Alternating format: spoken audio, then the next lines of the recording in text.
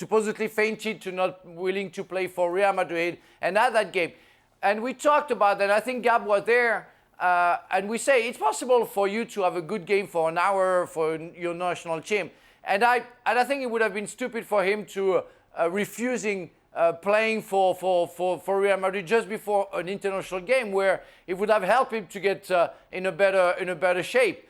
So I don't buy it right now. I have no evidence that he did it on purpose, that he didn't want to play for Real Madrid.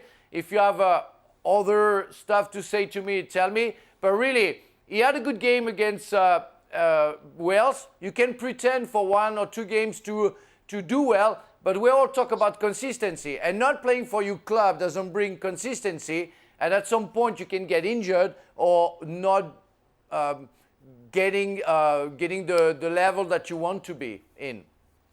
Robert, we know something that shaped you as the bitter person that you are is the injuries that you had when, of course, you're a young player. I'm just wondering, looking at the way that Gareth Bale has approached his, last 3 or 4 seasons at Real Madrid, how that makes you feel, considering what you had to suffer.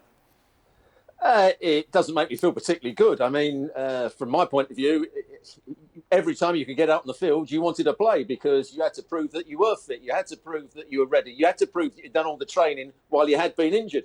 But there was also the times when I did refuse to play because I knew I wasn't quite fit enough. And that's probably what Gareth Bale's done on several occasions, but he hasn't played enough. And I don't think it's just Gareth Bale. You have to look at the relationship between Real Madrid and Gareth Bale. When Zidane was the manager, he didn't really want him in the team. Ancelotti put him in the side at the beginning of the season. Whatever happened, he took him back out the side. And even when he's looking at the substitutes, he doesn't really want to bring him on. He doesn't want to bring Hazard on because he doesn't think they're going to do the job. And Gareth Bale, for too long now, has been a bit part player or not a player at all.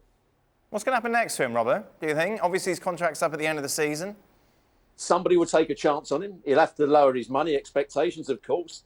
He's got to get himself fit. He's got to enjoy football again. He's got to play week in, week out. And as Frank said, he's got to play with consistency. If you play once every 3-4 weeks, you are going to get injuries because you're not going to be fully fit. You're not going to be accustomed to the cut and thrust of the game. So he's got to get to a club where he's going to play week in, week out and make sure that he can show what a good player he has been over the years. Frank, how would you handle a teammate like this? Well, at first, I think I will go to him and I will talk to him and I will say, I don't understand what you're doing right now. You're a fantastic player. You showed it when you were playing for Spurs. What's going on with you?